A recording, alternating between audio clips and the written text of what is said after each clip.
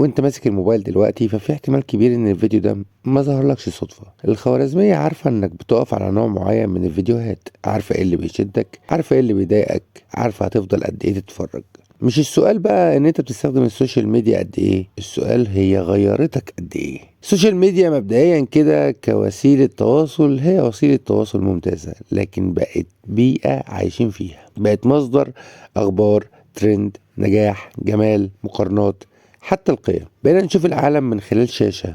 مع الوقت الشاشة بقت بتشكل رؤيتنا للعالم. كل مرة تعمل سكرول، كل مرة تقف عند فيديو، كل لايك، كل تعليق، الخوارزميات بتتعلم. هي بس مش بتعرض لك محتوى، هي بتختبرك. تشوف ايه اللي يخليك تقعد اطول، ايه يخليك ترجع تاني، ايه يخليك تتفاعل. في كل مرة تكسب فيها انتباهك مخك بيفرز دوبامين، متعة سريعة قصيرة متكررة. مع الوقت مستوى تركيزك يقل، صبرك يقل، قدرتك على الاستمتاع بالحاجة البسيطة تقل، عقلك يتعود على الإثارة السريعة، يرفض البطء. عارف بقى ايه اخطر حاجة؟ اخطر حاجة حصلت المقارنة. انت بتشوف افضل لحظات حياة الناس وانت عايش حياتك العادية.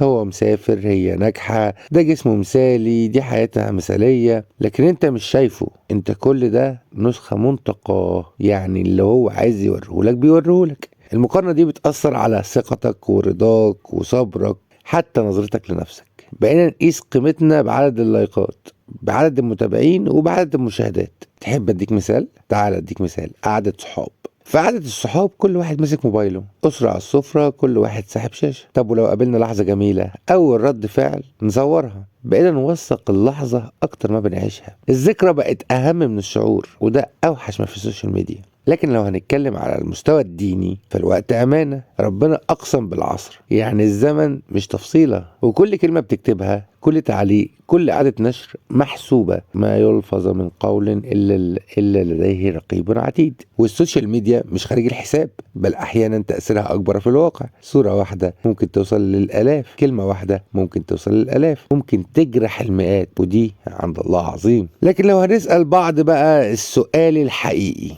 هل احنا أثرنا فيها؟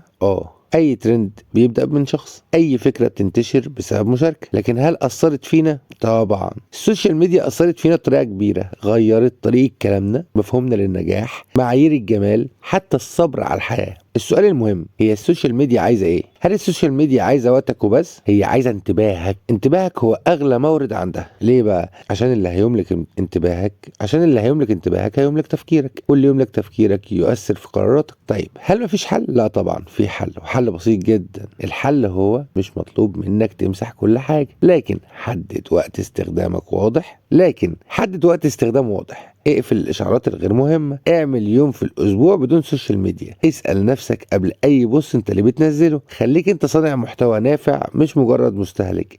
الاهم، ارجع عيش لحظتك بدون توثيق. قبل الاذان اقفل الموبايل دقيقه، بس دقيقه. اسال نفسك، لو السوشيال ميديا اختفت سنه انا هفضل نفس الشخص، ولا في حاجات كتير هتتغير جوايا؟ لو الاجابه خضتك يبقى لازم تعيد حساباتك وتعيد ترتيب علاقتك بيها تاني. السوشيال ميديا مش شيطان، لكنه اختبار. اما تستخدمها بوعي او تسيبها تشكلك من غير ما تحس. قبل الاذان اختار ان عقلك يفضل ملكك. مش كل حاجه تظهر لك لازم تدخلها، مش كل ترند لازم تمشي وراه. انت مش عدد متابعين ولا صوره ولا لايك، انت انسان، ولازم تفضل حر. ده كان قبل الاذان، نتقابل في لحظه اقرب.